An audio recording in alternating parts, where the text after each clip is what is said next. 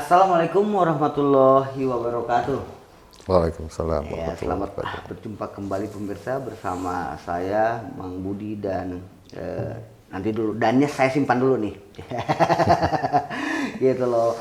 Ya, pada tema ngobrol kali ini kita akan angkat tentang undang-undang Cipta Kerja atau Omnibus Law yang sudah ditandatangani oleh Bapak Presiden kita, Bapak Jokowi. Ya, untuk membahas bukan komprehensif, lebih ininya, bersama saya sekarang ada Kang Adjar Harisman. Hariman. Hariman. Oh sorry, Kang Adjar. Kang Adjar Hariman, beliau adalah Ketua Gaspermindo Jawa Barat atau Gabungan Serikat Pekerja Merdeka Indonesia. Agak panjang nih, makanya saya harus baca pemirsa. Tapi oke lah. Itu Kang Adjar, apa kabar? Alhamdulillah baik. Alhamdulillah, Pak Kang Adjar Budi. ya. Siap, Kang Adjar Hariman. Beliau adalah tokoh vokal di bidang perburuhan Jawa Barat. Tokoh vokal gitu. Jadi beliau ini kalau ada demo-demo ini nggak usah jauh pemirsa. Nah ini dia salah satu dalangnya nih. Dalang demo nih. Tapi demonya itu demo untuk menyuarakan aspirasi, Kang ya. Betul. Bukan demo yang aneh-aneh gitu kan. Ini betul-betul menyuarakan suara buruh gitu. Nah, Adjar, langsung aja to the point, Kang Adjar. Kan sekarang Undang-Undang Omnibus Law ini sudah disahkan oleh atau sudah ditandatangani oleh Presiden. Ya. Berarti otomatis itu sudah berjalan dong kalau begitu, Ya. kalau sudah ditandatangani. Menilai kembali nih tentang Omnibus Law, versi dari Kang Adjar itu seperti apa sih, Kang? Oke. Versi dari para buruh nih. Ya. Gitu, siap. Terima kasih Kang Budi. Siap. Salam hormat pemirsa. Jadi berbicara mengenai Omnibus Law dan perjuangan yang dilakukan oleh buruh, tentunya kita berpendapat bahwa Omnibus Law ini produk yang menyengsarakan pekerja, masyarakat, Siap. atau rakyat Indonesia. Salah satunya yang kita kritisi adalah tapi masalah outsourcing, kerja kontrak yang tidak dibatasi, kemudian juga tentang aturan pengupahan yang kalau saat ini aturan pengupahan itu ada 3 hal yang bisa dipakai sebagai parameter pengupahan. Bisa menggunakan UMP, bisa menggunakan UMK, dan UMSK. Saat ini UMSK hilang. Kenapa hilang tuh, Kang? Nah, kita pun tidak paham mengenai itu. Mengapa itu dihilangkan? Gitu Bukan kan. hilang, dihilangkan berarti ya? Iya. Oke. Jadi parameternya hari ini hanya menggunakan UMP dan UMK.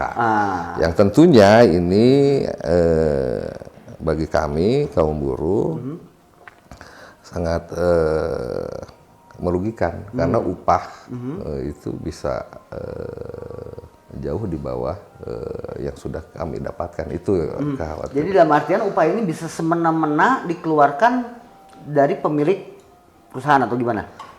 Jadi begini, tadi saya menyampaikan ada 3 standar upah yang bisa digunakan, yaitu UMP, upah minimum provinsi. Oke. Jawa Barat hari ini 1.800.000. Kemudian ada UMK, upah minimum kota kabupaten. Kemudian ada UMSK. Tadi regulasinya itu ya para yang duduk di Dewan Pengupahan Kota Kabupaten itu mengusulkan, kemudian direkomendasi ditandatangani oleh Gubernur Jawa Barat. Oke, sebentar. Karena kita terdengar suara adzan, kita hentikan sejenak. Oke. Oke, Kang, kita lanjutkan tadi masalah pengupahan tadi, Kang. Ya, mengapa sampai hampir tiap-tiap daerah itu berbeda, dan kebetulan syarat kondisinya sendiri biar pemerintah paham sih. Karena gini, Karawang itu hampir mencapai 4 juta, Bandung 3,2, kemudian juga ya hampir rata-rata di angka 3, lah ya Kang ya. Itu kenapa bisa berbeda itu Kang, cara pengupahan? Jadi gini Pak Budi, untuk pengupahan ini kota kabupaten mengusulkan besaran nilai upah yang dilaksanakan oleh Dewan Pengupahan Kota Kabupaten. Kemudian prosesnya masuk di provinsi, gubernurlah yang mengeluarkan SK upah yang berlaku di kota kabupaten yang ada di Jawa Barat. Oleh karena itu besarannya berbeda antara kota kabupaten contoh Karawang dengan kota Bandung dengan Cimahi, dan memang variabel salah satunya living cost di Karawang lebih besar mungkin dibandingkan di Cianjur, di Kota Bandung, di Subang. Itu kira-kira yang membedakan besaran upah di kota kabupaten. Nah, terus hubungannya sendiri dengan Omnibus Law apa nih Kang? Nah, hubungannya dengan Omnibus Law yang sudah tadi saya sampaikan, salah satu cara pengupahan yaitu UMSK itu hilang. UMSK itu upah minimum sektoral. Contoh, upah minimum sektoral itu ada sektor otomotif, sektor sandang kulit, garmen, ada juga elektronik. Nah, tentunya sektor ini, upah sektor ini berbeda dengan sektor kulit, garmen dengan elektronik atau otomotif. Nah, itu ada lagi regulasinya. Nah, hari ini dengan Undang-Undang Nomor 11 Cipta Kerja tahun 2020, jadi Undang-Undang Omnibus Law ini, Cipta Kerja ini nomor 11 Kang Budi tahun 2020 yang tadi malam sudah ditandatangani Pak Presiden Jokowi. Itu hilang. Jadi parameternya sekarang bisa menggunakan itu dengan UMP, upah minimum provinsi, atau UMK, upah minimum kota kabupaten.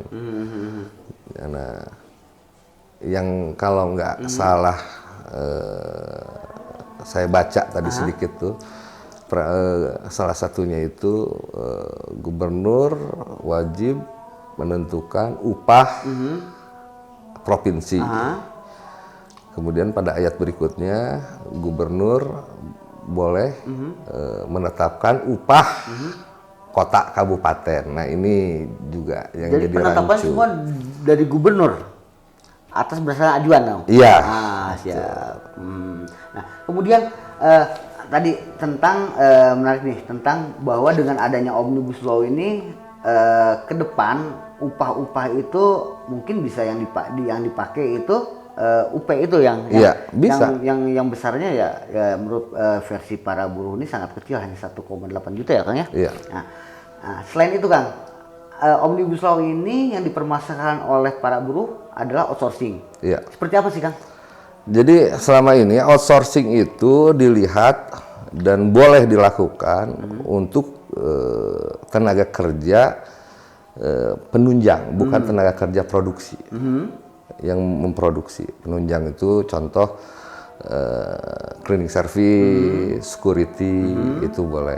Dan itu pun dibatasi dalam Undang-Undang Nomor 13 tahun 2003. Tenaga kerja kontrak dan outsourcing itu dibatasi, dilihat dari lamanya waktu, kemudian banyaknya perjanjian, tidak boleh lebih dari 3 kali melakukan perjanjian. Setelah itu harus diangkat menjadi tenaga kerja tetap. Nah, hari ini tidak lagi ada kalimat itu dibatasi gitu kan. Nah, ini kan bertentangan dengan Undang-Undang nomor berapa? Nomor 3 kalau saya. Undang-undang yang 3 kali PKWT tahun itu Undang-Undang 13 tahun 2003. Undang-Undang 13 betul. Undang-Undang 13. Iya. Ini kan berbenturan Kang. Iya. dengan adanya Omnibus Law ini sudah disahkan, Undang-Undang Cipta Kerja disahkan, yang berlaku yang ini itu sudah tidak. Artinya kalau di produk undang-undang yang lama untuk outsourcing dan kerja kontrak itu ada batasan, di Undang-Undang Cipta Kerja ini bebas. Mau sampai kapanpun itu yang menjadi kontrak terus sampai aki-aki. Iya. Sementara orang bekerja itu butuh satu jenjang karir. Oke, betul. Butuh peningkatan kesejahteraan. Ya. Kemudian butuh lebih jauhnya lagi kenyamanan dalam bekerja. Nah ini jauh. Pastian lama bekerja juga ya, gitu kan. Betul. Nah, jadi apa yang akan dilakukan oleh buruh sekarang? Tentunya tadi setelah kita ketahui tadi malam Undang-Undang nomor 11 tahun Undang-Undang Cipta Kerja nomor 11 tahun 2020 ini sudah ditandatangani oleh Pak Presiden. Hari ini tadi pagi kita sudah melakukan judicial review ke MK yang dilakukan oleh kawan-kawan serikat pekerja yang diwakili oleh Pak Iqbal dan Pak Andi Gani. Satu itu kita akan melakukan itu mau tidak mau. Tadinya kita berharap Presiden mau mengeluarkan Perpu walaupun jauh panggang dari api lah, tapi kita masih tetap berharap itu. Perpu apa nih, Kang? Perpu untuk mengganti Omnibus Law. Tapi sekarang sudah ditandatangani, jadi itu sudah tidak mungkin, gitu kan. Betul. Artinya kita ke MK, itu mungkin yang akan kita lakukan dan mengawal Omnibus Law ini di MK.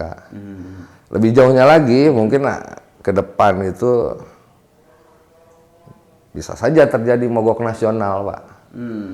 Dan tentunya kami pun mohon dukungannya lah dari rakyat Indonesia, warga Jawa Barat, ini semua untuk kepentingan kemaslahatan kita bersama. Jadi intinya kita memang melihat bahwa produk Cipta Kerja ini, undang-undang ini justru lebih produknya itu lebih menyengsarakan rakyat, menyengsarakan. Nah di sini rakyat di sini ya pekerja, warga Jawa Barat hampir 14 juta lebih yang warga Jawa Barat bekerja. Jadi sekali lagi kita kecewa dengan Undang-Undang Cipta Kerja ini ditandatangani oleh Pak Presiden dan kita berharap tidak saja kawan-kawan buruh, kawan-kawan pekerja, tapi rakyat atau masyarakat Jawa Barat pun khususnya bisa paham kondisinya, kenapa kita ini terus berjuang menyuarakan penolakan Omnibus Law ini, karena memang itu yang kita khawatirkan dan isinya seperti itu. Bahkan ada pasal 5 yang nggak ada ayatnya juga itu, gitu kan. Jadi ada pasal undang-undang tidak ada ayat, agak aneh ya. Iya, saya juga lagi sedang mempelajari ini baru tadi malam kita dapat, gitu kan. Siap. Jadi sekali lagi mungkin itu Kang Budi, kenapa kita terus bergerak, berjuang bersama. Tidak lain dan tidak bukan dalam rangka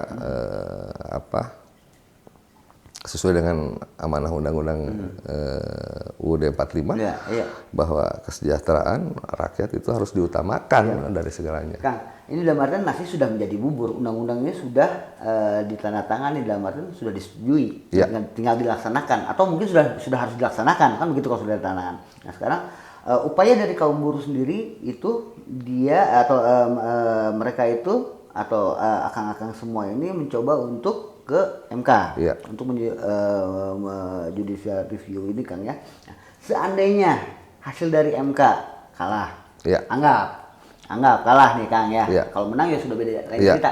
Anggap kalah, apa yang akan dilakukan selain mogok tadi, Kang? memang ini belum didiskusikan, Oke. tetapi tidak jauh kira-kira, bukan berarti mendahului takdir juga. Iya. Dari hasil-hasil obrolan-obrolan dengan para pimpinan itu, dengan kawan-kawan buruh juga di basis, tidak menutup kemungkinan akan dilakukan mogok nasional secara serempak. Berarti kalau mau adanya dengan mogok nasional itu berarti ini mohon maaf ya Kang, tapi kita berbicara masalah konstitusi dan berbicara masalah undang-undang ya. Berarti para kaum buruh ini tidak menghormati undang-undang. Kalau ada kata-kata seperti itu bagaimana Kang? Mau tidak mau, suka tidak suka, kami sudah melakukan sesuai dengan rule of game yang ada. Dan akhirnya ya endingnya di situ. Mudah-mudahan dengan cara seperti itu pemerintah, dewan yang dirahmati Allah mau berpikir ulang. Gitu. Karena ini sekali lagi bagi kami sangat menyengsarakan, menjadi upah murah. Bahasa kawan-kawan yang lain penjajahan modern gitu kan dan sebagainya. Kita bukan anti investasi enggak, tapi bagaimana ini keseimbangan yang dilakukan. Pekerja itu dilihat sebagai mitra kerja, perusahaan juga dilihat sebagai sawah ladang. Jadi sama-sama simbiosis terbangun. Jadi berdasarkan keinginan dari saudara-saudara buruh itu, harga mati Omnibus Law ini cabut, sudah selesai. Betul. Betul. Gitu mungkin kalau saya bisa menyimpulkan. Betul sekali, Kang Budi. Gitu loh. Nah, kalau ya sekali apakah tidak ada jalan keluar lain, Kang? Yang menurut kaum buruh apakah ada? Kami melakukan secara selama ini melakukan sesuai dengan rule of game yang ada di Republik ini. Mulai dari rancangan yang dilakukan oleh pemerintah sangat introvert, tertutup, mereka tidak. Kemudian kami ikuti terus sampai masuk di dewan. Kemudian di dewan pun dinamikanya seperti itu. Dan setelah dari dewan dikembalikan dihantarkan kemudian ke pemerintah, dalam hal ini kepada presiden, yang itu sudah dilakukan kurang lebih ya 1 bulan kurang kemarin. Nah hari ini tadi malam menjelang tengah malam sudah ditandatangani. Secara kita melakukan pengawalan satu itu. Kemudian secara hukum kita ikutin aturan hukum yang ada. Harus ke MK, kita ke MK. Akhirnya mau tidak mau, suka tidak suka kita lakukan itu. Gitu, Pak. Jadi kita sudah melakukan semaksimal mungkin sesuai aturan yang ada. Ini sebetulnya sebelum bergulirnya atau keluarnya undang-undang Omnibus Law ini, hampir setiap hari buruh, ya setiap tanggal 2 Mei itu selalu demo lah ya. Demo tidak jauh dan tidak bukan, yaitu betul-betul menyuarakan suara buruh dan artian suara pekerja lah. Kesannya kayak buruh tuh kakrak ini banget ya. Ya, para pekerja lah. Boleh. Ya, dalam artian mereka itu yang mengingat penghapusan outsourcing, kenaikan upah, itu didengungkan terus kan? Iya. Dan dalam artian dalam setiap demo-demo di hari buruh tuh atau di hari itu. Ya. Tapi dalam artian pemerintah seolah-olah menganggap biasa, dan memang biasa katanya saya dengar nih Kang, gitu kan, bahwa di negara-negara yang lain, di negara bagian lain pun outsourcing itu ada. Nah, menanggapi itu gimana Kang?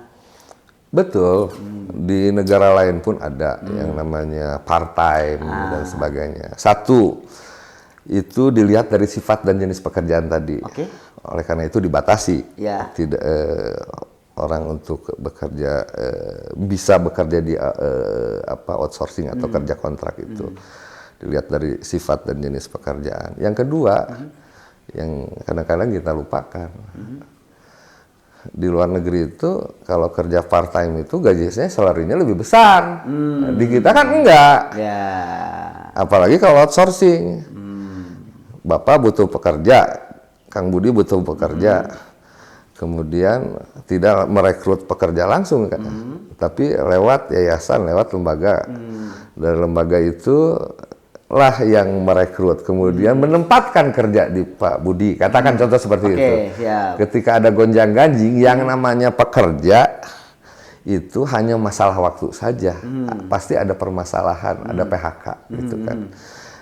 Nah, tinggal win-win solutionnya enaknya seperti apa gitu kan, azas keadilan yang mereka tidak, hak-haknya itu hilang gitu. Kata Pak Budi itu, saya kurang suka dengan si Pulan ini, kerjaannya kurang ini itu bisa seperti itu. Minta diganti, ya orang nggak dapat apa-apa. Satu itu outsourcing di Indonesia hari ini kondisinya. Yang kedua, mau tidak mau mereka kan dipotong. Ada biaya. Ada biaya tentunya. Lah ya.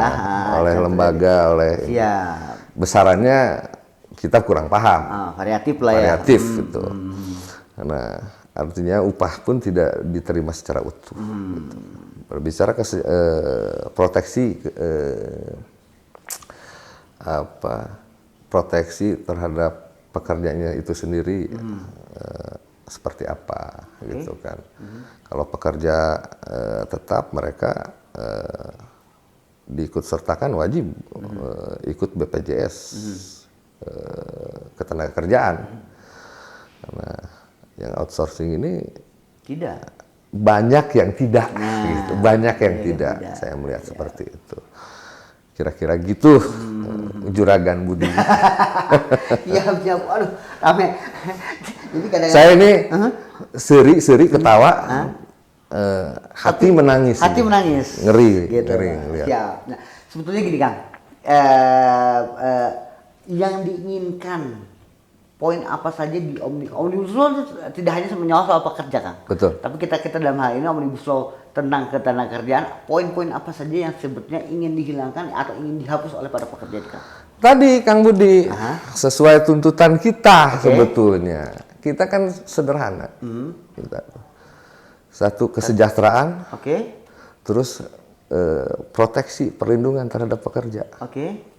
Nah, tentang kesejahteraan, upah makin hari kita living cost makin tinggi. Ini ada kemungkinan besar, bukan kemungkinan besar lagi, upah bisa di bawah yang sudah kita dapatkan. Yang kedua, mengenai tadi proteksi, perlindungan terhadap pekerja, baik secara hukum maupun kesejahteraan. Dengan Omnibus Law ini makin jauh saya. Nah, ada yang menarik nih. Tadi Kang Ajar bilang bahwa upah hidup ini semakin hari semakin tinggi, biaya untuk hidup. Betul. Ya, tapi kemudian kita mendapat kabar bahwa Jawa Barat sendiri sudah UP-nya sudah ditandatangan oleh Pak Gubernur Pak Ridwan Kamil dan UP-nya tidak naik. Padahal biaya hidup untuk tahun 2021 tidak naik. Iya. Nah, tanggapannya seperti apa? Jadi gini Kang Budi nih. Ini menarik nih. Menarik ini. Asik juga. Pak Budi, Kang Budi ini yang saya tahu padahal dulu banyak bersentuhan dengan Pak Gubernur. Gimana? Jadi memang di minggu kemarin itu ada surat edaran dari Kementerian SK bahwa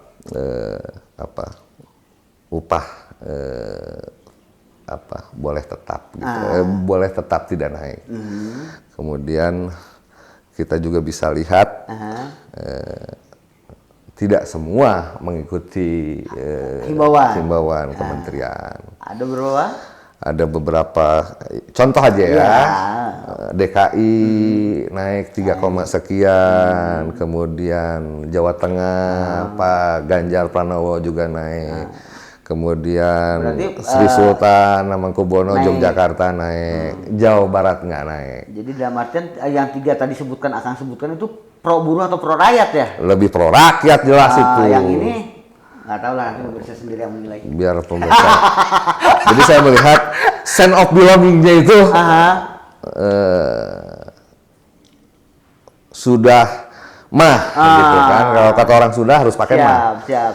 Kita lagi bertempur dengan Omnibus Law ditambah pas penentuan upah untuk 2021 nggak ada kenaikan. Yang sesungguhnya harusnya banyak juga kok sektor-sektor dunia usaha yang tidak terganggu, yang bisa menaikkan. Kalaupun ada yang tidak, perusahaan pengusaha yang tidak mampu untuk menaikkan upah kerjanya untuk karyawannya, kan bisa mengajukan kepada dinas ketenaga kerjaan gitu kan. Jadi sebetulnya kembali lagi sense of belonging nggak ada, tolonglah disampaikan nanti sama Juragan. Tapi mungkin begini Kang, ini bukan versi saya untuk pembelaan juga bukan, tapi dalam pengertian agar investasi nanti dengan undang-undang omnibus yang sudah ditetapkan ini tercipta dan terjadi, sehingga akhirnya banyak investasi yang kemudian bermain di Jawa Barat, sehingga lapangan pekerjaan mungkin terbuka lebih luas lagi. Mungkin begitu Kang? Mungkin. Ya. Jadi investasi itu menurut saya investasi yang digandeng yang itu kan dalam rangka meningkatkan kesejahteraan. Kalau undang-undangnya kayak gini ningkatin kesejahteraan nggak? Gitu. Nah, siap. Ini lebih jelek loh daripada Undang-Undang Ketenagakerjaan Nomor 13 tahun 2003. Menurut saya. Ya. Gitu kan. Dengan tadi pointer-pointer tadi yang sudah kita sampaikan. Artinya kalaupun terjadi investor asing itu masuk, itu kan harus meningkatkan kesejahteraan, melindungi para pekerja, melindungi warga rakyat Indonesia. Itu yang menjadi utama tentunya, gitu kan. Kalau banyak yang cerita bahwa kinerja etos kerja kita jelek, gitu, kurang, nggak juga. Nggak juga. Karena parameter untuk berkata seperti itu sebenarnya luas ya kan? Betul parameternya. Ya tadi bahwa effort kerjanya yang kurang, ada pekerja di Jawa Barat itu dari mana dia dapat? Kan belum disurvei, belum melakukan penelitian atau apapun gitu kan. Itu hanya sekedar lip saja. Ya. Gitu. Betul. Siap, ya kan? Jadi sebentar Kang Budi tadi menyikapi masalah penentuan upah Provinsi Jawa Barat, kami Serikat Pekerja, Serikat Buruh yang ada di Jawa Barat sudah menginstruksikan mulai dari tanggal 5 sampai tanggal 15 itu kawan-kawan kota kabupaten, Serikat Pekerja, Serikat Buruh yang ada di kota kabupaten semua. Kita tidak lagi berbicara satu organisasi, tapi sudah keseluruhan, sudah menginstruksikan bersama dalam gabungan Serikat Pekerja Serikat Buruh Jawa Barat untuk melakukan pengawalan, usulan pengupahan dari kota kabupaten. Satu itu. Jadi jangan sampai dipakai UP. Ya.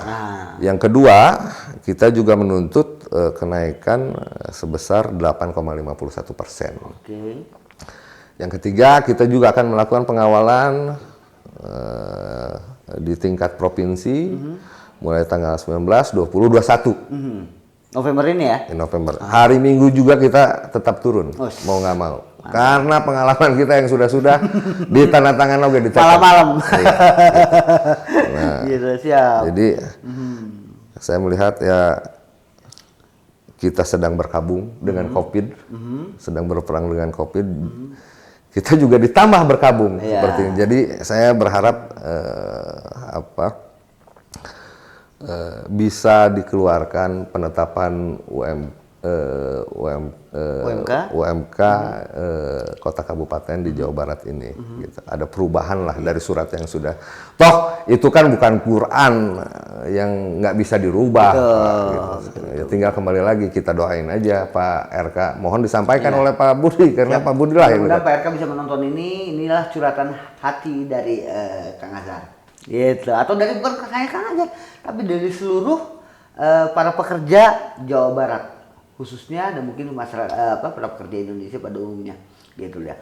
Mudah-mudahan apa yang diinginkan oleh kaum pekerja atau kaum buruh Indonesia itu menjadi terwujud, karena bukan apa-apa itu untuk kemaslahatan mereka. Mereka adalah warga negara Indonesia yang memang perlu peningkatan hidup mereka warga negara Indonesia yang perlu dilindungi untuk kesejahteraan dan kemasyarakatnya. Oke, demikianlah ngobrol kita kali ini. Waalaikumsalam warahmatullahi wabarakatuh.